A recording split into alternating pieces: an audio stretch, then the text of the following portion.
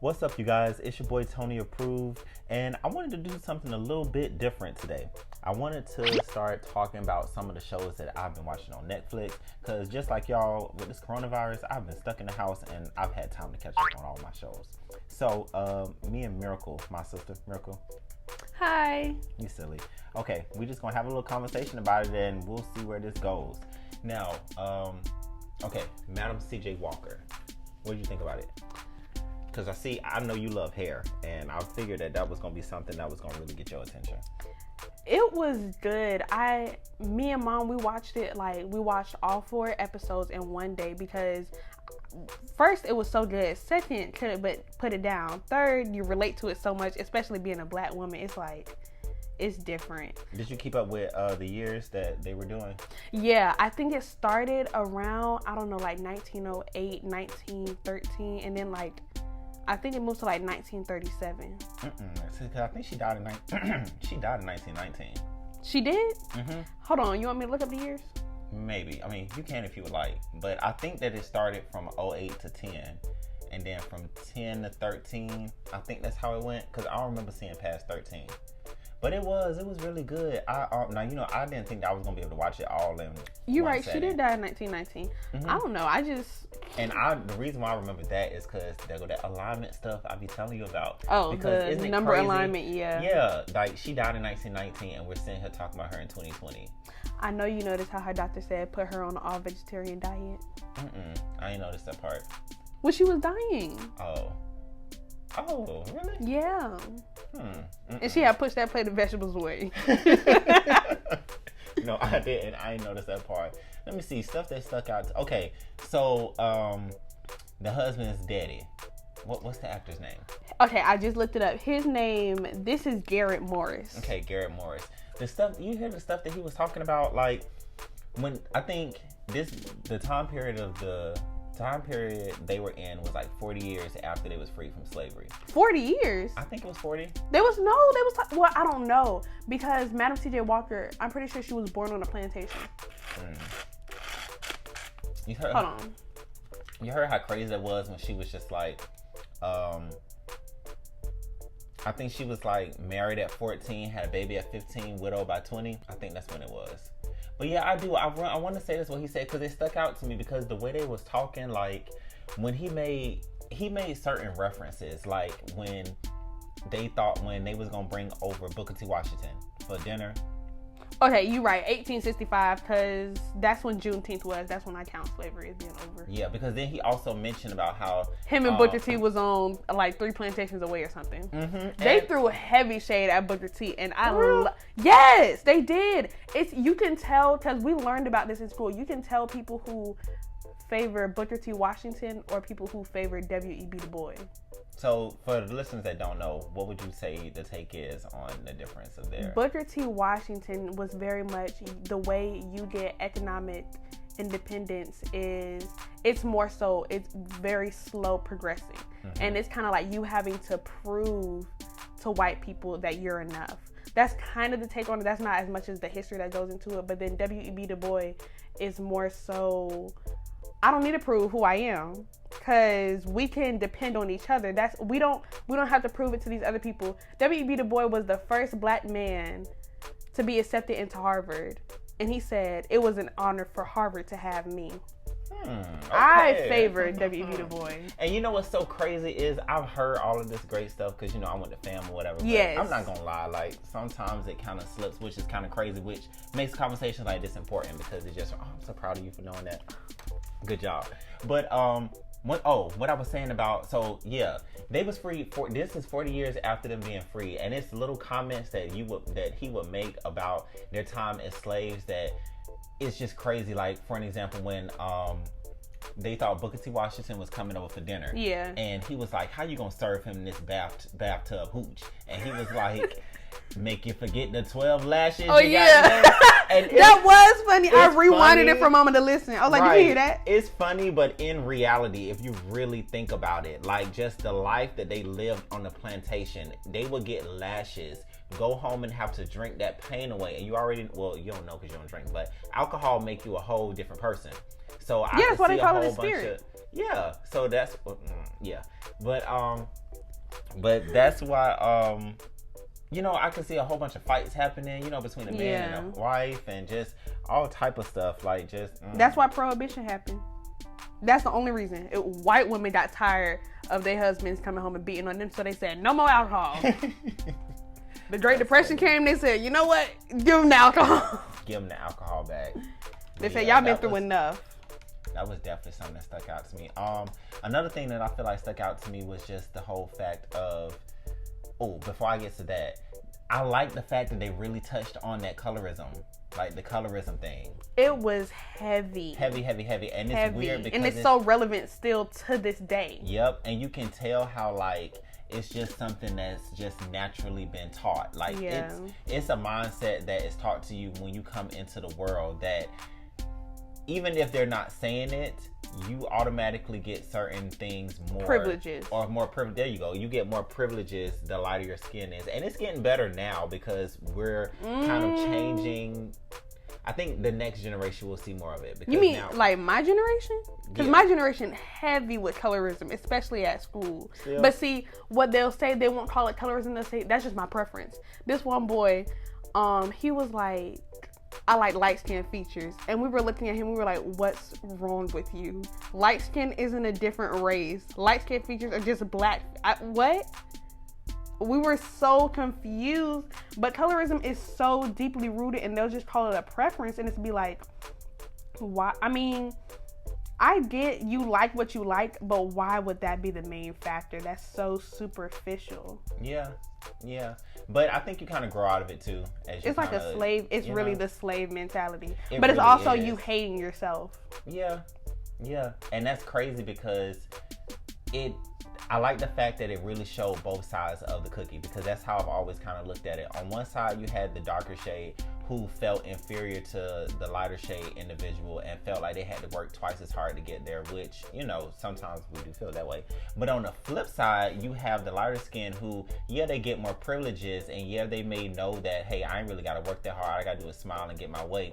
But there's no depth and no hollow there. So where the darker skinned person's having to work a little bit harder to get there, that hard work is going to keep you there because you're learning different values and self-worth, which is the light skinned person, they don't really have no self-worth. Their worth is in what everybody else put on them based off of how they're able to move through life. You know what I'm saying? Yeah, it's less self-validation. It's like she fought so hard to love herself and love the way she looked. Even when it was like the ideals, even with Blair Underwood, which very much problematic.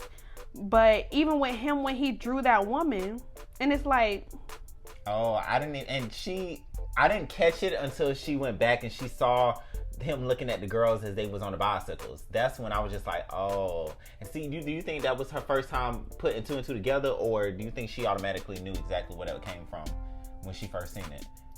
I don't know. I just burped.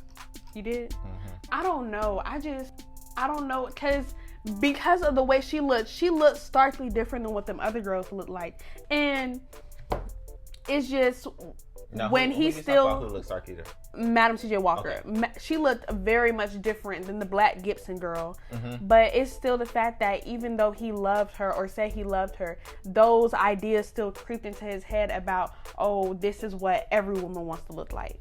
Mm-hmm.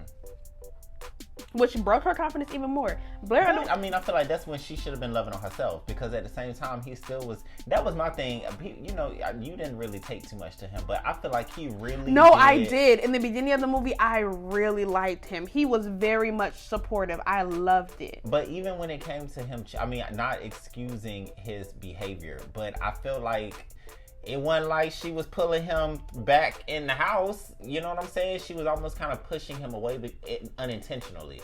Like, it's weird. It's just from me. It's like, wait, when was she pushing him away? Just the fact that in her mind, it was kind of her company. It was only our company when he kind of did something that it reminded her, oh, da da da da da. But everything she was really headstrong with. She wanted to make sure it was getting done, which is important because you have to do that when it's your business. But she took the very dominant role, and you made him be more of a submissive kind of little bit. which is kind of goes with the whole masculine, feminine type energy thing, which is fine for certain parts and times for, genders to, switch roles just for a little bit. But at the same time, she still had to remember that he was kind of a man. So had she kind of catered to it in some type of way, I wish they could see my face. No, I'm just saying because, and the only reason why I say this is because I have a lot of female friends, and I listen to how girls tell other girls to kind of get through and how they technically are smarter than guys and all the rest of that stuff. So that's the other flip of the coin. If you already know that you want to get it passed through, and you already know that when you say jump, he gonna say how high, still kind of, keep his ego intact just a little bit, just to keep his head on straight, because then he'll do what he's supposed to do. I can see that, but at the same time, those were two grown adults. Why would she have to feed into his ego? I can understand if you feel underappreciated and you feel like you're not a part of it as much, but find other things to do. I don't know how to phrase it. Actually, I do know how to phrase it. I know what I'm talking about. It's just, I feel like, because look at her lawyer. Her lawyer never, not once, was he jealous of her? Was he jealous of his wife? He understood the dynamics in the role. Yeah. You made ads for a multi-million-dollar company, and the Gibson girl she didn't even use. You made ads. You weren't willing to sacrifice everything. Every time something got harder, well, we finna go work at the hotel down the street. But even though he said that whenever she said move and leave, he was right there with her, no questions asked. He's kind of like that person that, you already know they're gonna complain, but they gonna get it done. He was, but he wasn't that strong-willed. Because his daddy was, it was confusing me, because at the beginning he was like... Did you see how his daddy looked at him when he walked out of there with that girl? When he just threw his hat over his coat over his shoulder? In the beginning, his dad was like, you need your own business. A man should... But technically, he did need some type of hobby or something. He needed something. If he needed to feel validated, then he could have validated himself, or he could have communicated that.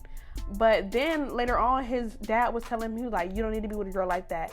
Me and you, we the type of men who need strong women. You should have been there. What else stuck out to you? What stuck Anything out else? to me? Oh, something else that Brandon said was that whole thing of when she, at the very end, when she asked the white man what his advice was. John D. Rockefeller. Mm-hmm. And he was just like, fire him. You ain't get to where you was by getting pushed around.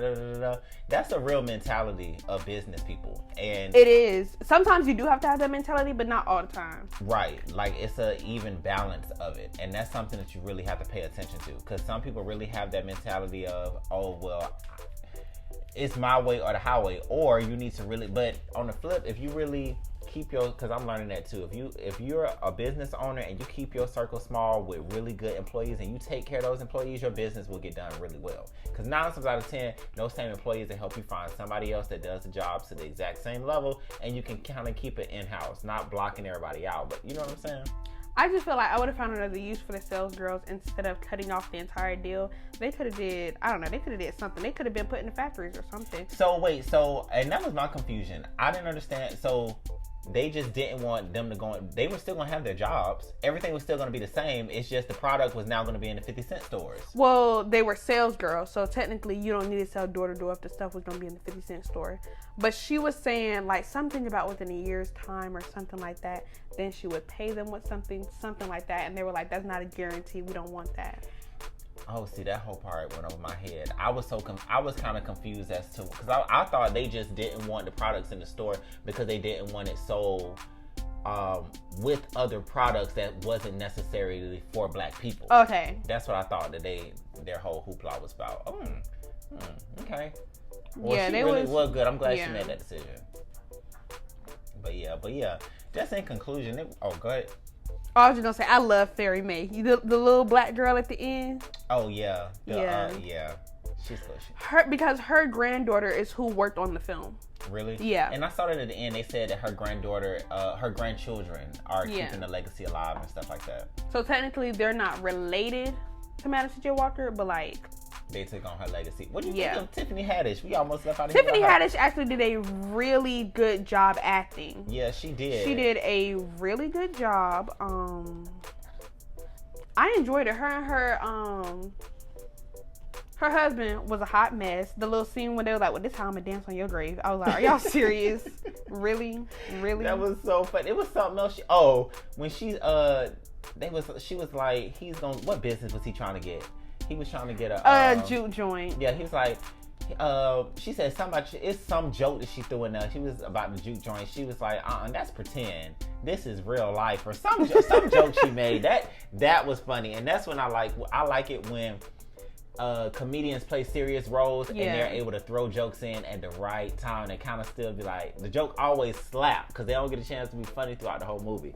So when they throw them in, it hits. In total, I just think the director did a great job when it was right after the light-skinned woman had told her that, and I cannot believe she did steal that lady product. Yeah. Public school don't teach you nothing. Yeah.